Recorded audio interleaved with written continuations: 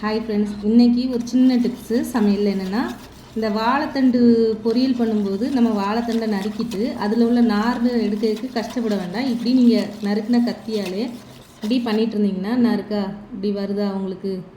இதில் என்ன செஞ்சிடலாம், அப்படி எல்லாமே என்ன செஞ்சிடும்னா இந்த கத்தியிலே உங்களுக்கு கத்தியோ இல்லைன்னா ஒரு கரண்டியோ விட்டு கூட நீங்கள் என்ன செய்யலாம். இந்த மாதிரி பண்ணும்போது அந்த நார் எல்லாமே என்ன செஞ்சிடும்னா மொத்தமாக இப்படி வந்துடும். இதை எடுத்தால் தான் அந்த கூட்டு நல்லாயிருக்கும். பார்த்திங்கனாலே உங்களுக்கு தெரியும். இந்த நார் உங்களுக்கு ஃபுல்லாகவுமே வந்துடும். இந்த நாரை நீங்கள் இப்படி எடுத்துட்டால் தான் இந்த கூட்டு நல்லாயிருக்கும். இதை நீங்கள் பார்த்திங்கனாலே உங்களுக்கு தெரியும் நார் இல்லையா அப்படின்னு. நார் திரும்ப இருக்கிற மாதிரி இருந்ததுன்னா திரும்பியும் ஒரு டைம் அந்த மாதிரி பண்ணிங்கன்னா சூப்பராக இருக்கும்.